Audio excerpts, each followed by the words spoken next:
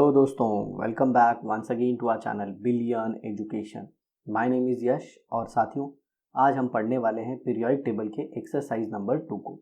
But before starting the video I would like to tell you कि हमने अपने इस चैनल पे 11th और 12th स्टैंडर्ड महाराष्ट्र बोर्ड के कंप्लीट सिलेबस को ख़त्म कर दिया है। जी हाँ, केमिस्ट्री को। और साथ ही साथ हमने आर्ट्स के भी बहुत सारे सब्जेक्ट को कंप्लीट किया है। तो आप हमारे इस चैनल पे जाके प्लेलिस्ट को चेक कर सकते हैं। और अगर आपको पीडीएफ चाहिए तो हमारा एक चैनल है टेलीग्राम पे बिलियन एजुकेशन के नाम से, वहाँ पे जाके आप फाइल्स हैं उसे डाउनलोड कर सकते हैं। तो चलिए शुरू करते हैं।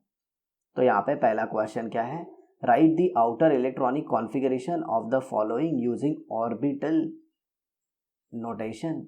जर्मेनियम दिया है, belongs to fourth period and fourth group. Write the outer electronic configuration. Okay, तो फोर्थ पीरियड है, फोर्थ पीरियड तो 4 आ जाएगा। और ग्रुप कौन सा है इसका? ग्रुप 14 है। तो 14 वाले का जनरल इलेक्ट्रॉनिक कॉन्फ़िगरेशन क्या होता है? NS2 NP2। तो ये 4p2 हो जाएगा। क्या हो जाएगा? 4p2। ओ समझे क्या? 4s2 4p2 इसका इलेक्ट्रॉनिक कॉन्फ़िगरेशन हो जाएगा। Carbon silicon germanium belongs to fourth period. Carbon का 2s होता है 2s2 2p2, सिलिकॉन का 3s2 3p2 और जर्मेनियम का 4s2 4p2। Polonium belongs to six period and group number 16। Polonium देखो 6 पीरियड का है। ओके, तो ये 6 पीरियड का तो 6 और ग्रुप 16 का इलेक्ट्रॉनिक कॉन्फ़िगरेशन कैसे लिखते हैं? NS2 NP4। तो ये 6p4 हो जाएगा। समझ में आया? ऐसा है। Copper belongs to period 4 and group 11। तो पीरियड 4 है और ये डी ब्लॉक का एलिमेंट है, तो कॉपर का इलेक्ट्रॉनिक कॉन्फ़िगरेशन हो जाएगा 4s1 3d 10। तो ये देखो 10 और ये एक मिला के क्या हो गया? ग्रुप 11 हो गया। और ये फोर्थ है इसीलिए फोर्थ पीरियड हो गया। आया समझ में? तो आउटर मोस्ट लिखना है, याद रखना। हमेशा NL⁻x होता है। n क्या बताता है? n बताता है पीरियड नंबर। l क्या बताता है? l बताता है ब्लॉक। s ब्लॉक है, p ब्लॉक है या d ब्लॉक है, और x बताता है ग्रुप नंबर। आ गया समझ में? काफ़ी आसान है, टेंशन ना लियो। चलो आगे देखते हैं। Answer the following. क्या? Lanthanum belongs to third while mercury belongs to 12 group and both belong to 6th period of the periodic table. Write down general electronic configuration of 10 elements from lanthanum to mercury together using orbital notation method. तो पूरा lanthanum से लेके mercury तक लिखने को बोल दिया है। समझ में आया? तो अगर आप पीरियोडिक टेबल में देखें तो लैंथेनम कहाँ पे है? और सर ये तो बहुत फटाफट ऊपर जा रहा है। जी हाँ, मैंने किया है ये ऊपर ऊपर तो जाएगा ही। तो आपको लैंथेनम दिखा दूं मैं ताकि उसका इलेक्ट्रॉनिक कॉन्फ़िगरेशन आप इजीली लिख सको। तो ये देखो इधर है लैंथेनम, दिख रहा है? ये लैंथेनम है, फिर हैफनियम, फिर टैंटेलम, फिर उसके बाद देखो wolfram, rhenium, osmium, iridium, platinum, gold और फिर ये मर्क्यूरी है। समझ रहे हो? तो लैंथेनम से लेके मर्क्यूरी तक जाना है। तो चलो देखते हैं।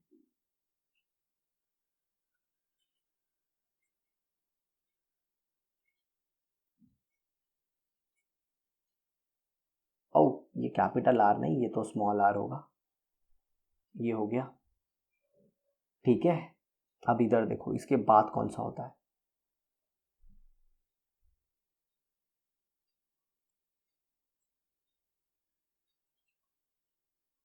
ये हो गया मर्क्यूरी। समझा? तो मर्क्यूरी का एटॉमिक नंबर इन लोगों ने दिया है। ओए फिर नीचे जाना पड़ेगा।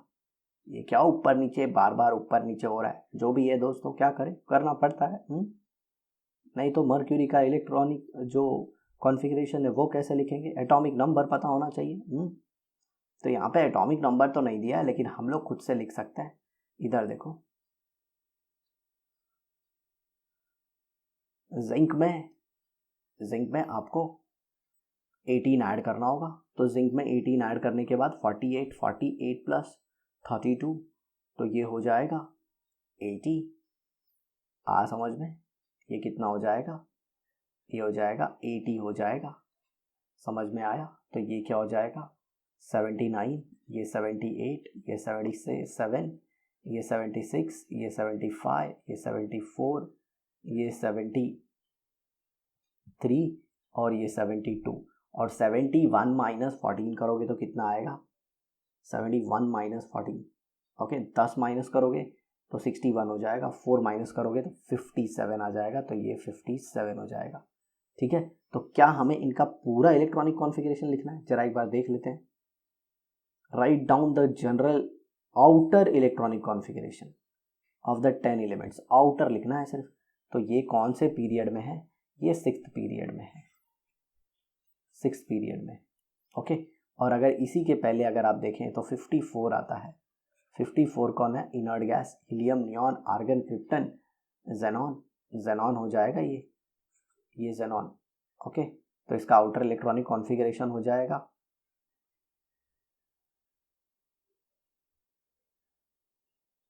6s2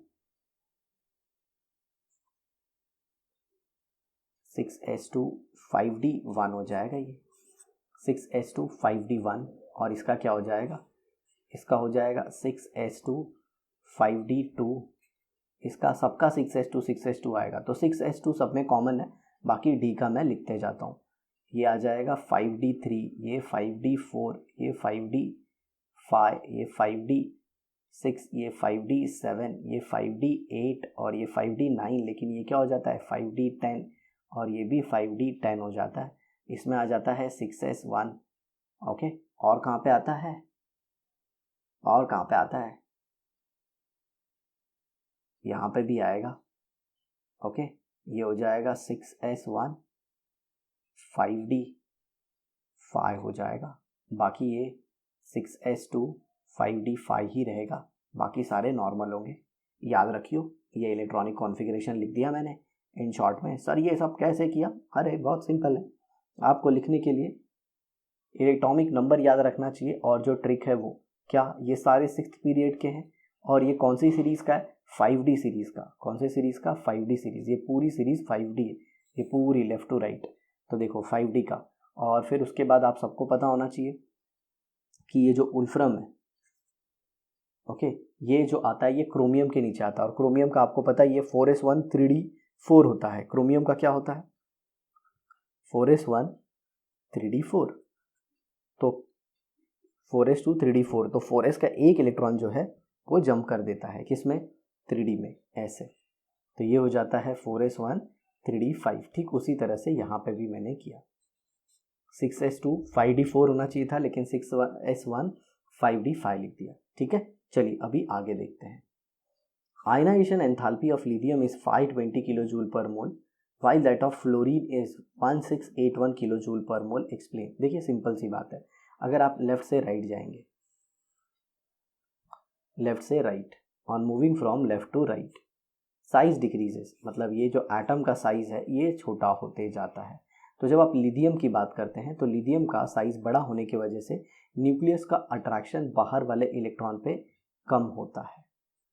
लेकिन यहाँ पे इस छोटे से एटम में न्यूक्लियस का अट्रैक्शन बाहर वाले इलेक्ट्रॉन पे ज़्यादा होगा। जी, मेरे कहने का मतलब ये है कि ये लिथियम है और ये फ्लोरीन है।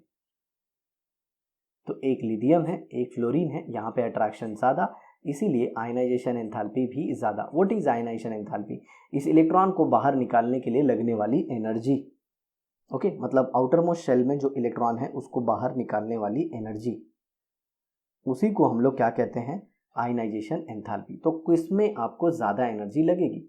सिंपल सी बात है, जिसमें अट्रैक्शन ज़्यादा होगा। जिसमें क्या ज़्यादा होगा? अट्रैक्शन ज़्यादा होगा। और जिसमें अट्रैक्शन ज़्यादा होगा उसी में इलेक्ट्रॉन को बाहर निकालने के लिए एनर्जी ज़्यादा लगेगी। तो सबसे ज़्यादा अट्रैक्शन होगा फ्लोरीन में, और फ्लोरीन में ही आपको एनर्जी ज़्यादा लगेगी। आई होप आपको ये समझ में आया। ठीक है साथियों, चलिए आगे देखते हैं। Explain the screening effect with a suitable example. अब ये स्क्रीनिंग इफेक्ट क्या है, इसे हमें सुटेबल एग्जाम्पल से एक्सप्लेन करना है। तो चलिए बताते हैं। चलिए सोडियम का एग्जाम्पल ले लेते हैं। सोडियम का, तो सोडियम का इलेक्ट्रॉनिक कॉन्फ़िगरेशन होता है 281। अगर आप ऐसे लिखें शेल वाइज 1s2 2s2, ये शेल वाइज है। अब मैं ऑर्बिटल वाइज लिख रहा हूँ 1s2 2s2 2p6 3s1। तो ये देखिए, ये पहले शेल के 2 इलेक्ट्रॉन हो गए, ये सेकेंड शेल के 8 और ये थर्ड शेल। तो जब आप उसका इलेक्ट्रॉनिक कॉन्फ़िगरेशन ऐसे एटम में दिखाते हैं तो यहाँ पे सिर्फ एक इलेक्ट्रॉन, ये 2 इलेक्ट्रॉन, और यहाँ पे कितने इलेक्ट्रॉन होंगे टोटल, ऐसे 8, और ये बाहर सिर्फ एक इलेक्ट्रॉन। तो अब जरा देखिए होता क्या है, ये जो बाहर वाला इलेक्ट्रॉन है इसको न्यूक्लियस अपनी तरफ खींचना चाहता है। क्यों? सिंपल सी बात है, न्यूक्लियस के ऊपर पॉजिटिव चार्ज है और इलेक्ट्रॉन के ऊपर क्या है, नेगेटिव चार्ज। जग जानता है पॉजिटिव चार्ज जो है वो नेगेटिव चार्ज को खींचेगा अपनी तरफ, लेकिन ये अंदर वाले क्या कर रहे हैं, ये अंदर वाले इसको रिपेल कर रहे हैं। ये अंदर वाले बाहर वाले इलेक्ट्रॉन को रिपेल कर रहे हैं और साथ ही साथ आपस में भी रिपल्शन कर रहे हैं। मतलब इन शॉर्ट अगर मैं बोलूँ तो ये जो बाहर वाला इलेक्ट्रॉन है इसे न्यूक्लियस की तरफ आने से ये जो अंदर वाले इलेक्ट्रॉन हैं ये रोक रहे हैं। ये क्या कर रहे हैं, रोक रहे हैं। या फिर आप ऐसे कह सकते हैं कि ये जो बाहर वाला इलेक्ट्रॉन है उसके ऊपर ये जो अंदर वाला इलेक्ट्रॉन है उनकी वजह से रिपल्शन लग रहा है। तो अगर इन शॉर्ट अगर आप देखें तो अंदर वाले जो ये इलेक्ट्रॉन है ये बाहर वाले इलेक्ट्रॉन को रिपेल कर रहे हैं और वही रिपल्शन के चक्कर में ये उसे न्यूक्लियस से दूर कर रहे हैं, मतलब न्यूक्लियस के अट्रैक्शन को कम कर रहे हैं। तो ये जो अट्रैक्शन को कम कर रहे हैं मतलब ये स्क्रीन की तरह बिहेव कर रहे हैं। क्या कर रहे हैं, स्क्रीन की तरह बिहेव कर रहे हैं। या फिर आप ऐसे कह सकते हैं ये इस बाहर वाले इलेक्ट्रॉन को, जिसको मैं ग्रीन से इंसर्कल करता हूँ, न्यूक्लियस के अट्रैक्शन से बचा रहे हैं, या फिर ये न्यूक्लियस के अट्रैक्शन से बाहर वाले इलेक्ट्रॉन को शील्ड कर रहे हैं। इसीलिए इस इफेक्ट को कहते हैं स्क्रीनिंग इफेक्ट या फिर शील्डिंग इफेक्ट। चलिए एक एग्जाम्पल दे देते हैं, आपको बहुत ही अच्छे समझ में आएगा। मान लीजिए ये आप हो, मस्त दिन भर घूम के आ रहे हो घर पे, ठीक है, ऐसे घर पे आ गए आप और यहाँ पे आपके पापा से आपकी बातचीत चल रही है। अब पापा बात ही बात में भड़क गए हैं, वो आपको भरने वाले हैं। तब तक क्या बात है, बीच में मम्मी आ गई। तो मम्मी ने क्या किया, पापा से के गुस्से से आपको शील्ड कर दिया, आपको बचा दिया। तो मॉम का इफेक्ट क्या होता है, शील्डिंग इफेक्ट या फिर स्क्रीनिंग इफेक्ट। हाँ सर, मज़ा आ गया, एकदम समझ में आ भी गया। ओके चलो आगे देखते हैं। और ये आगे क्या है, ओए आगे क्वेश्चन ही होगा, why the second ionization enthalpy is greater than first ionization enthalpy. Simple सी बात है। चलो देखो बबुआ, मान लो आपने कैल्शियम लिया, कैल्शियम का इलेक्ट्रॉनिक कॉन्फ़िगरेशन होता है 2 8 8 2। ओके, अब पहला इलेक्ट्रॉन आपने निकाल दिया, बट पहले देखो इधर कैल्शियम का एटॉमिक नंबर कितना होता है, 20। तो प्रोटॉन 20 है, इलेक्ट्रॉन भी 20 है, मतलब 20 प्रोटॉन को 20 इलेक्ट्रॉन को खींचना है। मतलब जो 20 इलेक्ट्रॉन है उस पर अट्रैक्शन कितने का है, 20 प्रोटॉन का। अब आगे देखिए, मान लीजिए आपने एक इलेक्ट्रॉन निकाल दिया, तो प्रोटॉन तो अब भी 20 हैं, लेकिन अब इलेक्ट्रॉन कितने हो गए, 19। तो सिंपल सी बात है, जब पहला इलेक्ट्रॉन आपने निकाला उसके बाद जब दूसरा इलेक्ट्रॉन आप निकालने जा रहे हो तो उसके ऊपर न्यूक्लियस का अट्रैक्शन ज़्यादा होगा। कैसे, पहले सिर्फ 20 प्रोटॉन को 20 इलेक्ट्रॉन को खींचना था, लेकिन अब वही 20 प्रोटॉन 19 इलेक्ट्रॉन को खींचना है। मतलब 19 इलेक्ट्रॉन को खींचने के लिए उनकी जो ताकत है अब वो बढ़ जाएगी। या फिर आप टेक्निकल शब्दों का भी मैं कुछ प्रयोग करूंगा, बट पहले आप इसे समझ लो। तो आप बताइए 20 प्रोटॉन 20 इलेक्ट्रॉन को आसानी से खींचेंगे या फिर 20 प्रोटॉन 19 इलेक्ट्रॉन को आसानी से खींचेंगे। सर सिंपल सी बात है, 20 प्रोटॉन 19 इलेक्ट्रॉन को आसानी से खींचेंगे। जी वही मैं भी बोल रहा हूँ। तो होता क्या है, ऑन रिमूवल ऑफ इलेक्ट्रॉन, अब ये बोलते हैं ना सोफिस्टिकेटेड केमिस्ट्री की लैंग्वेज आ रही है, on removal of electron effective nuclear charge increases. क्या होता है, इफेक्टिव न्यूक्लियर चार्ज जो है वो बढ़ जाता है। और जब इफेक्टिव न्यूक्लियर चार्ज बढ़ जाता है साथियों, तो सिंपल सी बात है, इलेक्ट्रॉन को निकालना डिफिकल्ट हो जाता है। या फिर आप ऐसे कह सकते हो, पहले आप एक न्यूट्रल एटम से इलेक्ट्रॉन को निकाल रहे थे, लेकिन जब दूसरा एटम निकालना होता है तो आप दूसरा इलेक्ट्रॉन निकालना होता है तो आप एक कटायन से निकाल रहे हो। कटायन मतलब पॉजिटिव चार्ज, और पॉजिटिव चार्ज से नेगेटिव चार्ज को निकालना बहुत ही मुश्किल है। जी सर समझ में आ गया, मज़ा आ गया। चलो आगे देखो, why the elements belonging to the same group do have same chemical properties. क्योंकि उनके वैलेंस इलेक्ट्रॉन सेम होते हैं। उनके क्या सेम होते हैं, वैलेंस इलेक्ट्रॉन। और अगर वैलेंस इलेक्ट्रॉन सेम होंगे तो उनकी केमिकल प्रॉपर्टी भी सेम होगी, क्योंकि सेम ग्रुप के वैलेंस इलेक्ट्रॉन सेम है तो केमिकल प्रॉपर्टी भी ऑलमोस्ट सेम होगी। फोर्थ पॉइंट देखिए, explain electronegativity and electron gain enthalpy, which of the following two can be measured experimentally. Okay, ये तो हमने अपने पिछले जो बोलते हैं ना पार्ट में एक्सप्लेन कर दिया है, तो आप इसे वहीं से सीख लेंगे तो ज़्यादा अच्छा होगा। ठीक है, अब यहाँ पे देखिए कुछ अच्छे से क्वेश्चन दिए हुए हैं, इसे हम लोग करने की कोशिश करते हैं। ओके, ज़रा देखिए, consider element boron, aluminium, magnesium, potassium, predict the correct order of metallic character. कौन सबसे अच्छा मेटल होगा? नो डाउट पोटेशियम सबसे अच्छा होगा। तो ये देखिए ये होगा। क्यों? पोटेशियम अल्कली मेटल का है, अल्कली मेटल की साइज बहुत ज़्यादा बड़ी होती है, वो इलेक्ट्रॉन इजीली लूज करते हैं, तो पोटेशियम का मेटालिक कैरेक्टर सबसे अच्छा है। Easy TG. In modern periodic table the period number indicates the, period number क्या बताते हैं? पीरियड नंबर बताते हैं प्रिंसिपल क्वांटम नंबर। जैसे मान लो मैंने सोडियम का इलेक्ट्रॉनिक कॉन्फ़िगरेशन लिख दिया 1s2 2s2 2p6 3s1, तो ये 3 क्या रिप्रेजेंट कर रहा है? ये 3 रिप्रेजेंट कर रहा है प्रिंसिपल क्वांटम नंबर। आया मगज में? समझ में आया क्या? मगज में आया क्या? हाँ सर, मज़ा आ गया, हमको समझ में आ गया। ठीक है दोस्तों, तो इसी के साथ अपना पीरियोडिक टेबल का सारा एक्सरसाइज सब कुछ खत्म होता है। ठीक है, ओए ये तो इधर भी है, सॉरी माफ़ी चाहूँगा मैं। ओके, ये तो पूरे एमसीक्यू की दुकान है, चलो इसको भी कर लेते हैं। Lanthanides are placed in the periodic table at, lanthanides कहाँ पे रहते हैं? अरे लैंथेनाइड्स मतलब देखते हो ना, ये छोटू सा पीरियोडिक टेबल है, और ये नीचे जो होते हैं इसमें ये पहला लैंथेनाइड होता है, दूसरा एक्टिनाइड होता है। समझ में आया? Lanthanides are placed in the periodic table at, lanthanides एकदम नीचे रखे जाते हैं। समझ में? नो डाउट पहला वाला एलिमेंट तो इधर ही होता है, ये इधर इधर इधर जो डार्क किया अभी मैंने, लेकिन बाकी के सारे, क्योंकि लैंथेनाइड दिया है, लैंथेनम नहीं दिया। लैंथेनम दिया होता तो हम लोग शायद मिडल लिख देते। If the valence electronic configuration NS2 NP5 the element will belong to, ये देखो NP5 है, P5, और मैंने आपको सिखाया था S2 और P5 हुआ, मतलब टोटल वैलेंस इलेक्ट्रॉन 7 है, मतलब ये तो हैलोजन हुआ। हैलोजन के वैलेंस इलेक्ट्रॉन 7 होते हैं। In which group the element of the modern period table halogen placed, halogen को किस में रखा गया है? 17 में। कैसे? 2 8 7, वैलेंस इलेक्ट्रॉन 7 होंगे। समझे? नेक्स्ट F देखो, विच of the atomic number represents S block element, S block element कौन रिप्रेजेंट कर रहा है? ओके, इधर देखो 3 किसका होता है? 3 लिथियम का होता है। 12 किसका होता है? 12 मैग्नीशियम का होता है। तो सिंपल सी बात है, यही होगा ना। याद रखना, जिसका इलेक्ट्रॉनिक कॉन्फ़िगरेशन करने के बाद आउटर मोस्ट शेल में 1 या 2 आए तो वो एस ब्लॉक के हैं। जैसे इसका देखो 2 और 1 आया, इसका देखो 2 8 और 2 आया, देखो 2 आया ना। अब पहले वाले का करो तो इसका 2 और 5 आएगा, इसका कितना आएगा? 2 8 5 आएगा, मतलब ये अल्कली मेटल नहीं है, मतलब 1 या 2 वैलेंस इलेक्ट्रॉन आए तो वो एस ब्लॉक के एलिमेंट होंगे। विच of the following pair is not iso electronic? Sir ये आइसो इलेक्ट्रॉनिक क्या होता है? आइसो मतलब सेम, सेम मतलब इलेक्ट्रॉन। तो इसमें देखो Na+ और Na कभी नहीं होंगे, Mg2+ और Ne। ओके, मैग्नीशियम कितना होता है? 12, 12 में से 2 इलेक्ट्रॉन निकाल दिया, बच गया 10। और हीलियम, नियॉन, नियॉन में भी 10 इलेक्ट्रॉन। मिल गया आंसर, मज़ा आ गया, मज़ा आ गया, समझ में आया। बाकी कोई नहीं होगा, आप जोड़ लेना। देखना, जब भी नेगेटिव चार्ज होगा, जब भी नेगेटिव चार्ज होगा, जितना नेगेटिव चार्ज होगा उतना इलेक्ट्रॉन ऐड करने का, और जब भी पॉजिटिव चार्ज होगा, जितना पॉजिटिव चार्ज होगा उतना इलेक्ट्रॉन रिमूव करने का।